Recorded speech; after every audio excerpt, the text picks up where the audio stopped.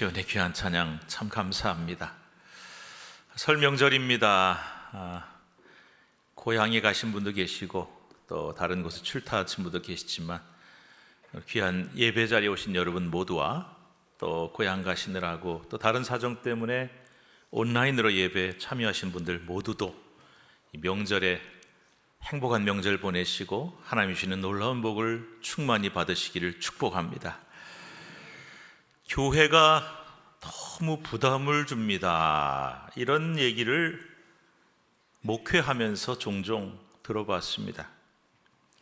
그분들이 이런 말씀을 하세요. 천주교는 똑같이 하나님 믿는데 뭐 주일 성수 꼭 해라, 술 담배 뭐 끊어라, 그 다음에 제사 드리면 안 된다, 이런 얘기 안 하던데요. 또 뭐 교회 봉사해라, 헌금해라 강요도 안 한다는데 왜 개신교는 유독 그렇게 부담을 주는지 모르겠다, 이런 말씀을 하십니다. 지난 2주간 말씀 나눈 것처럼 당신이 교회를 떠나려고 하는 이유가 뭡니까? 했더니 첫 번째 대답이 은혜를 못 받았어요. 교회를 나오지만 예배 참석하지만 여러 가지 이유로 은혜를 못 받아서 교회를 떠나려고 합니다 라는 분도 계신다고 했습니다. 또 하나의 대답이 바로 오늘 설교 제목처럼 부담이 돼서요 라고 되어 있습니다. 이것은 엄연한 현실인데요, 우리가 애써 부정할 필요 없습니다. 뭐 그런 거 없다 이런 말 할 필요가 없어요. 실제로 성도들 중에 그렇게 생각하는 분들이 적지 않습니다. 우리가 이런 사람들을 보면서 믿음이 없는 사람이다 라고 함부로 판단하거나 무시해서도 안 되고, 교회 다닐 거면 무조건 순종하고 아멘 해야지 뭐 그렇게 따지냐 하고 책망해서는 안 됩니다. 그들이 무슨 이유로 교회 오면 부담이 된다고 말을 하는지 귀담아 들을 필요가 있습니다. 그리고 꼭 신앙적인 대답을 해줄 수 있어야 합니다.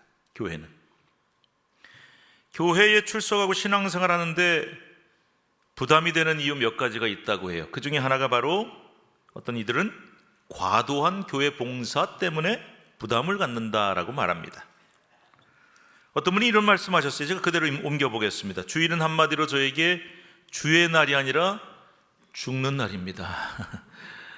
주중에도 직장에서 참 힘든데 주일날 새벽부터 저녁까지, 옛날 우리 저녁 예배했을 땐 밤늦게까지 교회 봉사를 하느라고 너무 힘이 듭니다. 지칩니다. 그런 것 같아요. 교회 봉사라는 게 그 교회 성도들이 다 골고루 나눠서 하면 좀 부담이 덜한데 잘하고 열심히 하는 사람 보면 더 막 시키죠. 그래서 여러 가지 일들을 한꺼번에 맡게 되는데 혹시 그러다 보면 지칠 수가 있어요. 그래서 교회 가는 기쁨도 사라지고 월요일에 출근하면 피곤하고 힘들어서 정말 죽을 맛이에요. 이런 얘기를 하는 사람을 봤습니다. 물론 죽겠다 싶은 거는 좀 말이 심하긴 하지만 그래도 그런 얘기를 하소연을 할 때 제가 목사이긴 하지만 한편으로는 수긍이 갑니다. 왜냐하면 여러분 교회 오래 다니고 봉사 많이 하다 보면은 어느 순간 그게 좀 너무 많고 부담이 될 때가 있어요. 그러면 교회를 가는 발걸음이 가볍지가 않아요. 즐겁지가 못해요. 오늘도 뭐 해야 되고 뭐 해야 되고 그런 힘든 마음이 있을 수 있겠다. 수긍도 되고 또 한편으로는 좀 아쉬운 마음도 듭니다. 이게 얼마나 불행한 일인가. 교회 가면 즐거워야 되잖아요. 교회 생활이 행복해야 되잖아요. 그런데 봉사를 그래서 즐거운 마음으로 시작했는데 혹시나 봉사 때문에 너무 지치고 힘들어서 교회 가기 싫은 마음이 든다라고 한다면 그것은 정말 안타까운 일이죠. 또 어떤 분들은 과도한 헌금 강요 때문에 교회에 가기 싫다는 분들도 계십니다. 교회만 오면 헌금하라고 강요하고 목사가 설교만 했다 하면 맨날 헌금 얘기만 하니까 너무 부담이 된다는 거죠. 헌금 종류는 왜 이렇게 또 많습니까? 11조라는 거 그거 참 어려운 때 소득의 10분의 1을 낸다는 거 그 자체도 엄청난 부담인데 거기다가 뭐 감사 헌금, 절기 헌금, 주일 헌금, 선교 헌금까지 왜 그렇게 헌금이 많냐, 종류가 많냐. 그러면서 헌금이나 봉사라는 게 다 내가 하고 싶을 때 하는 거지 이렇게 강요해서 부담 줘서 되는 일은 아니라는 겁니다. 특별히 교회를 새로 건축할 일이 있다든지 부흥회나 교회에 큰 행사가 있을 때마다 하나님의 뜻이라며 강요하는 헌금은 정말 교회를 가기 싫게 만든다라고 대답을 하고 있습니다. 제가 실제로 아는 한 성도 이야기입니다. 김아무개 성도님이신데 이분이 나이가 좀 들어서 교회를 비로소 다니기 시작했어요. 주변 사람들이 얘기를 합니다. 교회 다니면 마음이 편해진답니다. 힘들 때 위로가 된답니다. 그래서 교회를 따라 나오기 시작했는데 이게 몇 달 지나고 1년 지나니까 이제 적응도 좀 되고 교회 가면 진짜 마음도 좀 편해지고 또 교회 다니는 사람들이 굉장히 잘해줘서 그럭저럭 이제 신앙도 좀 생기기를 시작한 것 같습니다. 그런데 이 성도님이 어느 날 교회를 떠났다는 거예요. 왜 그러냐 했더니 결정적인 계기가 된 게 그 교회가 교회 건축을 앞두고 부흥회라는 걸 하게 되었는데 거기에 참석하고 나서 교회를 떠났다는 겁니다. 자초지종을 들어봤습니다. 부흥회 강사라는 분이 오셔가지고 하얀색 이렇게 양복을 쫙 빼입고 하얀색 구두, 백구두라고 우리가 옛날에 불렀는데 그거 신고 막 요즘은 그렇게 잘 안 하죠, 부흥회를. 근데 막 옛날 얘기인가 봐요. 이리 뛰고 저리 뛰고 설교를 하는데 정말 헌금 안 하면 큰일 날 것 같은 그런 분위기를 조성하더라는 겁니다. 그리고 정말 감당하기 어려운 정도의 과도한 헌금을 강요하더라는 거죠. 교회 건축하는데 건축원금 1억 할 사람 손들어봐, 5천만 원 할 사람 손들어봐 이러면서 마치 힘에 붙일 정도로 헌금을 작정 안 하면 죄가 되는 것처럼 금세 지옥이라도 떨어질 것처럼 그렇게 설교를 해서 굉장히 충격을 받았다는 겁니다. 그뿐만이 아니라 더 결정적인 것은 그 강사 목사님이 자기가 입은 양복을 가리키면서 요즘 AI가 참 좋아요. 그림도 잘 그려줘요. 내가 입은 양복 이거 얼마짜리인 줄 아냐? 오늘 내가 타고 온 차가 얼마짜리인 줄 아냐? 그러면서 나도 이렇게 좋은 양복 입고 좋은 차 타는데 이 교회 목사님이, 이렇게 큰 교회 목사님이 그런 양복 입고 그런 차 탈 권리도 없냐? 여러분 자존심도 없냐?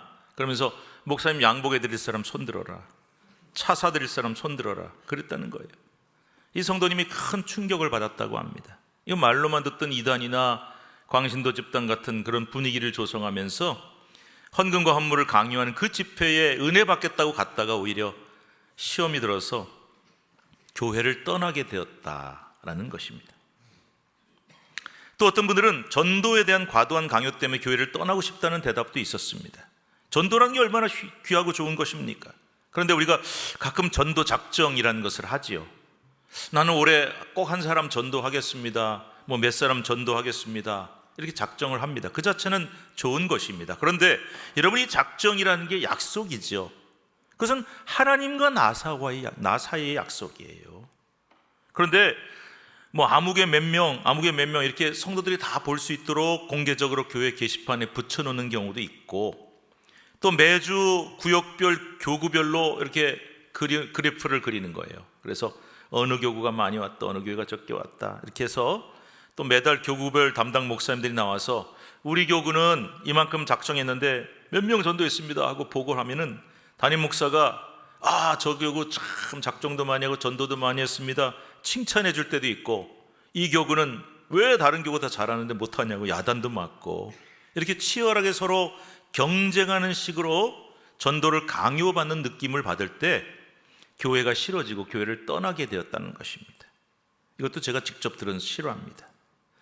여러분, 이 세 가지, 그러니까 봉사, 헌금, 전도 이 외에도 많이 있죠. 교회 다니면서 강요되고 부담되고 그래서 교회를 떠나기 쉽게 만들었다고 하는데, 여러분 중에 이 말을 듣고 나는 그런 부담 한 번도 느껴본 적이 없어, 당연히 교회 다니면 해야 되는 거 아니야 이렇게 말씀하는 분도 있을 수 있어요.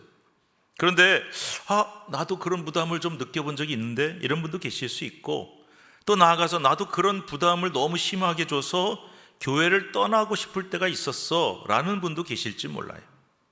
근데 여러분, 과연 이런 분들이 믿음이 부족해서 그렇게 말하는 것일까요? 그렇지 않습니다. 그들은 이런 질문을 할 때 그 질문에 대해서 교회를 내가 다니는데 이런 부담까지 느끼면서 이렇게까지 강요받으면서 다닐 필요가 있을까? 라고 질문할 때 그 질문에 대해서 진지하고 합리적인 답을 듣기를 원합니다. 목사님, 왜 교회에서 그렇게 봉사해라, 헌금해라, 전도해라, 이거 해라 저거 해라 부담 주고 강요합니까? 라고 물으면, 그런 소리 하는 사람은 믿음 없는 사람이다, 그냥 무조건 하라는 대로 순종하면 믿음도 생기는 거야, 이렇게 대답을 해야 될까요? 아니면 교회 와서 그런 부정적인 태도, 불만만 왜 늘어놓냐 하고 핀잔과 야단을 맞아야 될까요? 그렇게 되면 정말 그들은 교회를 영영 떠나버리고 말게 될 것입니다. 특히요, 이제 나이가 좀 든 세대보다는 이렇게 요즘 보면은 좀 젊은 연령대나 청년 이하 세대들은 이 문제를 더 심각하게 생각하고 있습니다. 그들은 이렇게 대화를 해보면 그래요. 아, 정말 다르구나. 저가 이제 자랄 때만 해도, 또 젊은 시대만 해도 약간 권위적인 게 있었어요. 그래서 어른들이 하라 그러면 아닌 것 같은데 하면서도 네 했습니다. 그런데 이제 젊은 세대들은 그렇게 잘하질 않았어요. 설명이 필요해요. 합리적인 이유가 필요해요. 설득을 해줘야 돼요. 그런데 이런 식으로 뭐 믿음이 없어서 그렇다, 왜 이렇게 부정적이냐라는 비합리적인 대답은 그들에게 통하지 않습니다. 그리고 이런 이유로 교회로부터 멀어지거나 교회를 떠났을 때 그들을 향해서 기존의 성도들이 비난과 조롱만 퍼붓는다면 정말 그들은 다시는 교회를 돌아올 기회를 잃어버리게 되고 말 것입니다. 그래서 우리는 답을 해줘야 돼요. 어떤 답이냐? 정말 신앙적인 답, 성경적인 답. 성경이 뭐라고 말씀하는가? 그리고 합리적인 답을 해줘야 될 필요가 있습니다. 물론 이 시간에 제가 여러분께 정답을 다 말씀드릴 수 없어요. 뭐 저라고 다 알겠습니까? 사실 저도 고민이 좀 솔직히 될 때가 있어요. 아, 성도들에게 너무 부담을 줘서는 안 되겠다. 그러나 그렇다고 해서 정말 아무 부담 없이 편안히 예수만 믿어라 라고 말할 수도 없고, 도대체 어디까지 해라고 해야 되나 고민이 많고 저도 답을 잘 모를 때가 많습니다. 오늘 저는 여러분께 솔직히 말씀드리고 싶어요. 저는 성도들에게 큰 부담을 지우고 싶지는 않습니다. 목사님들 중에 강력하게 설교하면서 카리스마 넘치게 막 목회하면서 성도들에게 이거 해야 돼 저거 해야 돼 막 시키는 분도 많으신데 저는 제 성향상 그걸 잘 못합니다. 그러나 성도들의 신앙을 생각하면 그래도 이 정도는 해야 되는 것이 아닌가라고 하는 일종의 마지노선이 있어요. 그래서 제가 여러분에게 봉사헌금 전도 이 정도 해야 된다라고 가르칠 수밖에 없는데, 그렇다고 해서 또 부담을 너무 줘서는 안 되고 이런 고민이 될 때가 있어요. 여러분, 그러나 오늘은 한번 답을 찾아보려고 해요. 근데 그것은 제 생각이 아닙니다. 저의 어떤 철학이나 저의 주장이 아니라 성경이 뭐라고 말씀하고 있는가, 하나님의 말씀에 이 문제에 대해서 뭐라고 답을 하고 있는가, 이걸 한번 찾아보려고 하는 겁니다. 자, 교회가 주는 부담엔 어떤 것이 있을까요? 강요라고 느낄 정도의 지나친 부담, 뭐 아까 말씀드렸죠. 헌금 얘기만 하는 거 아닙니다, 여러분. 봉사라든지 헌금이라든지 전도라든지. 근데 여러분께 한번 제가 묻겠습니다. 마음속으로 한번 대답해 보세요. 헌금을 강요해도 될까요? 어떻습니까? 여러분 막 헌금해라 그렇게 막 강요하면 헌금하고 싶은 마음이 드세요? 저는 출애굽기 36장 말씀 참 좋아하는데요. 제가 하나님 앞에 헌금을 할 때가 있잖아요. 목사도 헌금하죠. 그때 제가 이런 생각을 해요. 나는 어떤 마음으로 하나님 앞에 헌금을 하는 걸까? 근데 제가 헌금을 하는 이유가 바로 여기 나와 있어요. 그래서 제가 소개를 해드리려고 그러는 거예요. 자, 우리 36장 3절부터 7절 말씀 한번 같이 읽어보겠습니다. 어떤 말씀이 나오는지 시작. 그들이 이스라엘 자손의 성소의 모든 것을 만들기 위하여 가져온 예물을 모세에게서 받으니라. 그러나 백성이 아침마다 자원하는 예물을 연하에 가져왔으므로 성소의 모든 일을 하는 지혜로운 자들이 각기 하는 일을 중지하고 와서 모세에게 말하여 이르되 백성이 너무 많이 가져오므로 여호와께서 명령하신 일에 쓰기에 남음이 있나이다. 모세가 명령을 내리매 그들이 진중에 공포하여 이르되 남녀를 막론하고 성소에 드릴 예물을 다시 만들지 말라 하매 백성이 가져오길 그치니 있는 재료가 모든 일을 하기에 넉넉하여 남음이 있었더라. 저는 헌금을 할 때 늘 이런 생각을 해요. 내가 목사라서 헌금하는 건가? 내가 목사니까 당연히 헌금을 해야 되고, 성도들이 목사님 헌금 어떡하나 하고 보고 있으니까 헌금을 해야 되고, 목사라는 직분 때문에 헌금하고 책임감을 가지고 헌금하고 성도들보다 헌금에 앞장서야 된다는 의무감 때문에 내가 지금 헌금을 하는 건가? 아니면 정말 내 마음속에 하나님께 드리고 싶은 마음이 있어서 헌금하는 건가? 이런 마음을 늘 가져요. 가끔 저도 헌금에 부담을 느낄 때가 있었습니다. 오늘 좀 솔직하게 말씀을 드릴게요. 전에 있던 교회에서 교회 건축을 하게 됐습니다. 그래도 목사가 제일 앞장서야 되겠다 싶어서 건축을 헌금을 작정하는데, 지금 생각하면 어떻게 그렇게 했나 싶을 정도로 1년도 훌쩍 넘는 거의 2년 가까운 연봉 전체를 헌금을 드리게 되는데, 부담도 되고 또 한편으로는 뭐 먹고 살지 그런 생각도 들고, 그래서 굉장히 막 이렇게 부담감이 있었어요. 근데 왜 했을까요? 하기 싫은데, 부담스러운데 목사니까 어쩔 수 없이 했나? 그건 아니었거든요. 출애굽 후에 하나님의 명령대로 광야에서 성막을 세워야 했습니다. 그런데 애굽을 탈출한 백성들이 무슨 금은보화나 돈을 잔뜩 챙겨 갖고 왔겠어요? 너도 나도 다 가난하고 없기는 마찬가지. 근데 성막을 세우려면 큰 돈이 드니까 아마 지도자 모세는 꽤 고민이 많았을 겁니다. 그런데 놀라운 일이 벌어졌어요. 브살렐과 오홀리압 같은 기술자들은 자신이 가진 그 기술과 재능을 기꺼이 하나님 앞에 드립니다. 여인들은 바느질 솜씨로 성막에 쓸 휘장이나 덮개를 만들어 바칩니다.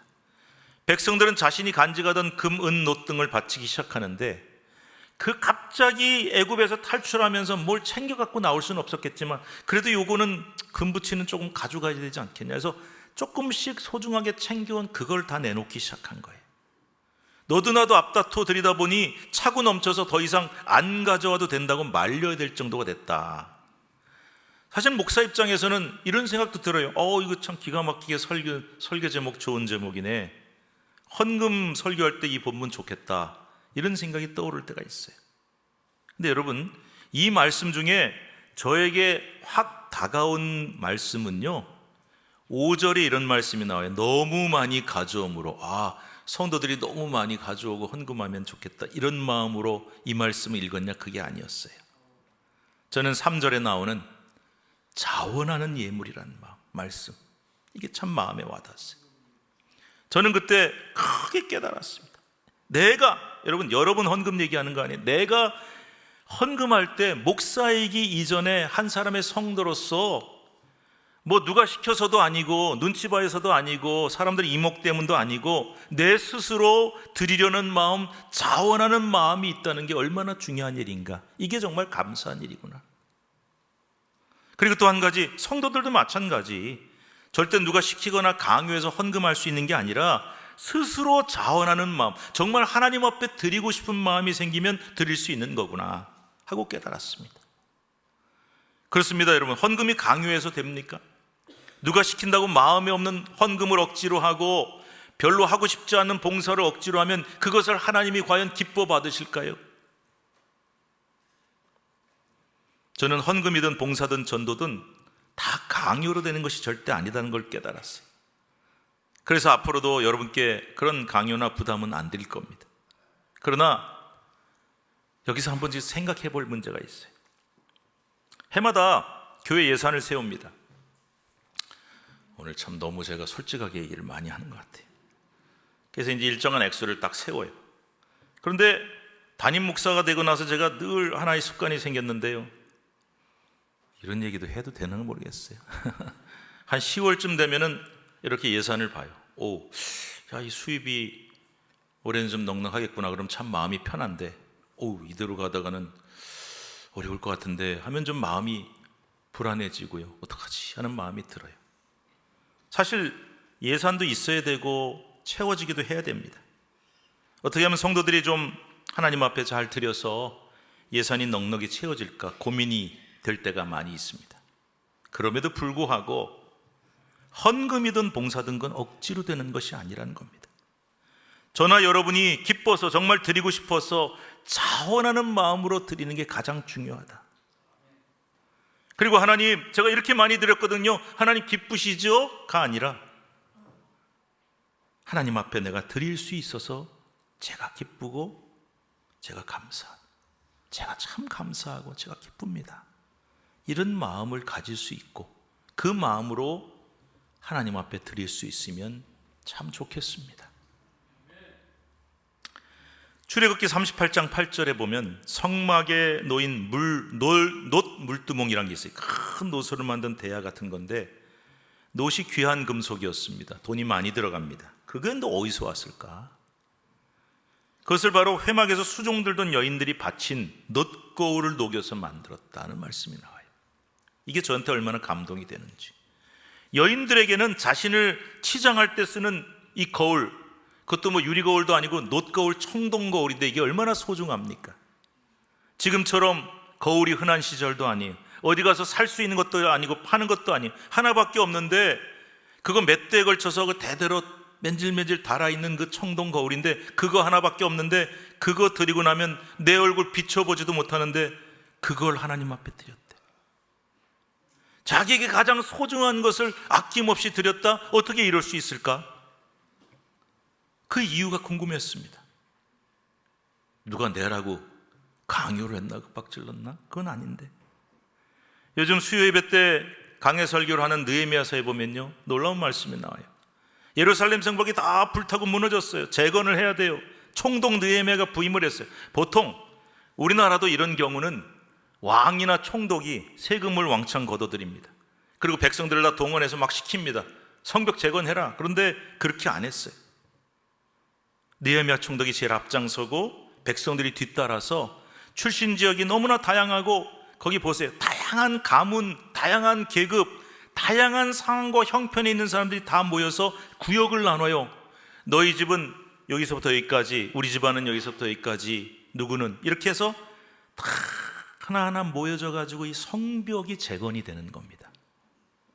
교회는 이렇게 세워지는 거예요.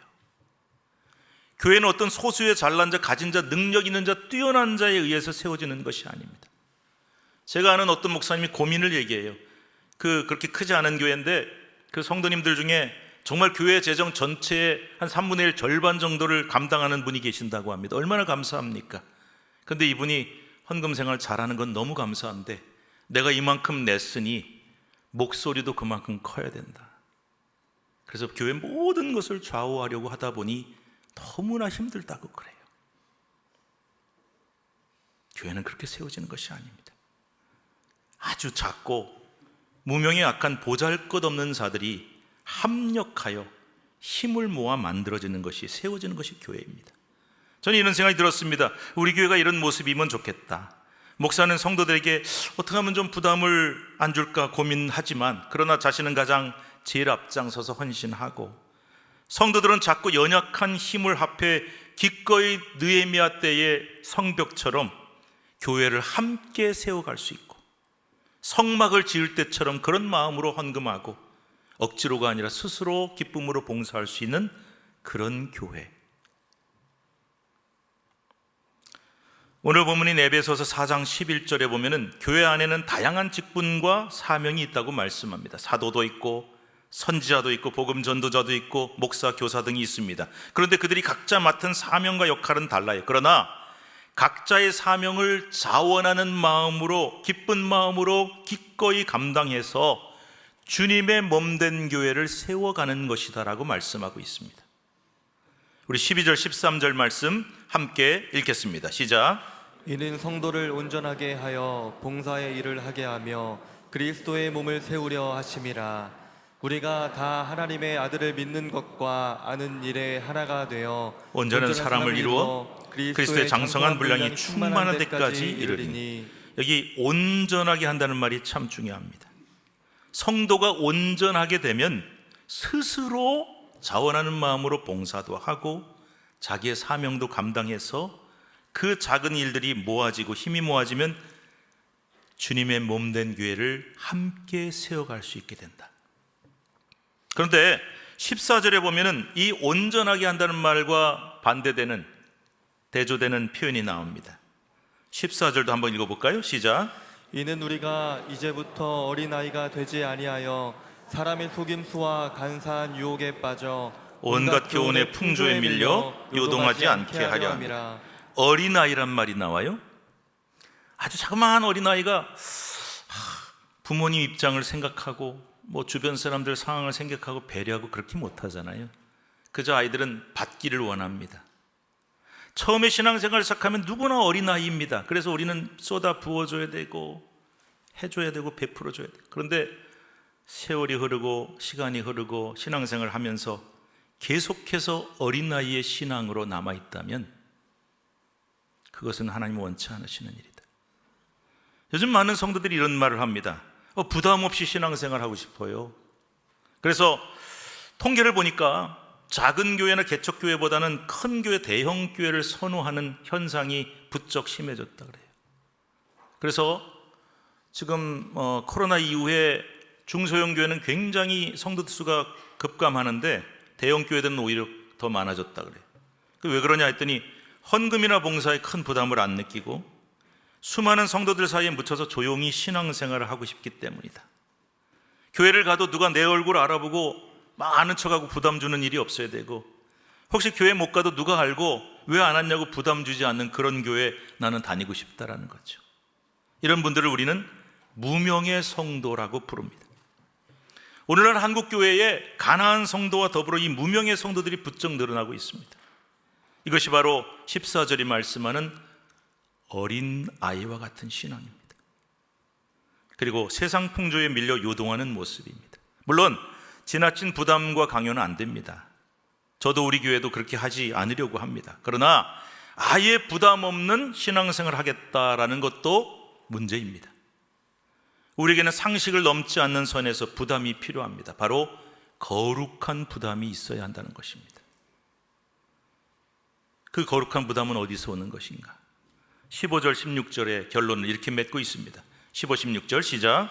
오직 사랑 안에서 참된 것을 하여 범사에 그에게까지 자랄지. 그는 머리니 곧 그리스도라. 그에게서 온몸이 각 마디를 통하여 도움을 받음으로 연결되고 결합되어 각 지체 분량대로 역사하여 그 몸을 자라게 하며 사랑 안에서 스스로 세우느니라. 뭐 안에서요? 사랑 안에서 스스로 세워진다. 15절에도 사랑. 여러분, 우리가 하나님 앞에 헌신하고 봉사하고 헌금하고 드리는 모든 것의 동기가, 이유가 직분 때문이 되어서는 안 돼요. 책임감, 의무감, 남들의 이목, 안목, 날 쳐다보는 눈이 되어서는 안 돼요. 대단히 불행한 것입니다. 사랑이 동기가 되어야 돼요. 어떤 사랑이냐? 하나님을 향한 사랑이. 하나님을 정말 사랑하면 귀한 것을 드리고 싶은 마음이 생겨요. 교회를 사랑하는 마음, 성도를 사랑하는 마음이 동기가 돼서 스스로 세워져 나가야 한다는 겁니다. 우리 모두는 연약합니다. 다 부족합니다. 하지만 우리가 작은 힘을 합해서 사랑 안에서 서로 섬기는 마음으로, 그리고 기꺼이 스스로 합력해서 서로를 세워갈 수 있다면 우리는 틀림없이 자라나게 될 것이다. 내 신앙도 자랄 것이고 교회도 자라나게 된다. 물론 여러분, 이것이 다는 아니에요. 제가 사람들이 궁금해하고 힘들어하는 것에 대해서 오늘 답을 다 드릴 수는 없어요. 그러나 성경이 말씀하는 원리는 틀림없습니다. 우리 모두가 기쁜 마음으로, 감사한 마음으로 거룩한 부담을 질 수 있어야 된다. 그래도 부담이 되고 짐이 무겁다고 느끼시는 분들이 계신다면 걱정하지 마시고 그냥 편안한 마음으로 교회 오십시오. 그리고 우리가 이런 분들을 절대로 판단하거나 비난해서는 안 될 것입니다. 왜냐? 오래전에 어떤 성도님 한 분이 저에게 면담을 요청했어요. 그래서 만났는데 딱 오자마자 갑자기 눈물을 뚝뚝 흘려요. 왜 그러시냐고 그랬더니 이분이 그런 말씀입니다. 목사님, 죄송합니다. 너 무슨 큰 죄를 졌길래 나한테 죄송하다 그럴까 했더니 이분 말씀 들어보니까 이런 거예요. 제가 하나님 앞에 헌금 넉넉히 드리고 싶은데 요즘 형편이 너무 어려워서 드리지를 못합니다. 제가 뭐라고 대답할게요? 제가 이렇게 대답했어요. 그래요? 왜 그것도 못하십니까? 그렇게 할 수는 없잖아요. 그래서 이렇게 대답했습니다. 왜 저한테 미안하다 그러세요? 저한테 미안할 거 하나도 없습니다. 그리고 걱정하지 마세요. 하나님이 그 마음을 아십니다. 분명히 그 마음을 귀히 보고 계실 것입니다. 왜냐하면 이분은 정말 하나님 앞에 드리고 싶어요. 그 마음을 아시고 하나님께서 성도님에게 반드시 때를 주실 것입니다. 그리고 하나님 그때까지 기다려 주실 거예요. 걱정하지 마세요. 여러분, 반드시 하나님의 때가 있습니다. 타이밍이 있어요. 헌금이든 봉사든 무엇이든지 하나님 앞에 드리고 싶은 마음이, 내 사랑하는 하나님께 드리고 싶은 마음이 간절한데 아직 부담이 돼서 못하는 분도 있고요, 형편이나 여건이 안 돼서 못하시는 분들 계세요. 건강이 안 따라줘서 못하는 분들 계세요. 근데 이런 분들의 마음 속에 정말 하나님을 향한 간절한 마음이 있고 그분께 귀한 것을 드리고 싶은 마음이 있다면 중요한 것은 마음입니다. 하나님께 드리고 싶은 마음이 중요한 거예요. 이 마음이 있으면 언젠가 때가 되면 반드시 합니다. 하나님께서는 그 때를 주실 것이고 우리들은 그분들의 때를 잘 기다려주면 되는 것입니다. 언젠가 그분의 마음 속에 모든 상황이 해결이 되고 하나님의 때를 주시면 반드시 하실 것입니다. 저는 그래서 하나님이 저뿐만 아니라 여러분의 모두의 마음속을 저는 제일 중요하게 보신다고 봐요. 많이 드리고 귀한 것을 드리고 큰 것을 드렸다고 하나님 기뻐하시는 게 아니라 우리 마음에 하나님을 향한 그 사랑과 간절한 마음이 얼마나 큰가를 중요하게 보시는 거죠. 교회는 이런 방법으로 세워져 가는 것입니다. 저는 우리 신촌교회가 이런 행복한 교회가 될 수 있기를 바라고, 우리 성도들이 행복하려면 부담으로 되는 것이 아니라 내 마음에 기쁨이 있어야 된다. 스스로 감사의 마음이 있어야 된다. 그것이 있어서 하나님 앞에 작은 것이라도 드릴 수 있다면 아주 행복한 성도가 될 것이고, 또 그것을 받으실 때 우리 하나님도 무척 기뻐하실 줄로 믿습니다. 기도하겠습니다. 하나님 아버지, 헌금 문제나 봉사나 전도나 또 내 물질, 시간, 마음 드리는 것 참 신앙생활에서 중요한데 때로는 우리에게 부담이 되고 그것이 신앙생활의 걸림돌이 될 때도 있음을 고백합니다. 성경은 말씀합니다. 이만큼 드려야 많이 드리는 거다, 이렇게 해야 잘 드리는 거다, 그렇게 말씀하지 않고 왜 자원하는 마음이라는 말씀을 하셨을까? 왜 사랑 안에서 스스로 세워가야 된다고 말씀하셨을까? 오늘 이 말씀을 마음에 새기며 우리에게 있는 아무리 작은 것이라도 그것을 드릴 때에 주님은 내 마음을 가장 귀히 여기시고, 그래서 내 안에 주님을 향한 간절한 마음과 사랑이 넘쳐서 드리고 싶은 마음, 기꺼이 하나님 앞에 드리고자 하는 마음이 있기를 원하옵고, 또 때가 안 돼서, 상황이 안 돼서 안타까운 심령들도 있지만 그 마음을 주님 귀히 보시고 그 때와 상황을 반드시 주실 줄로 믿고 기쁨으로 신앙생활하고 감사함으로 드릴 수 있는 마음을 갖게 하여 주시옵소서. 예수님의 이름으로 감사하며 기도드리옵나이다. 아멘.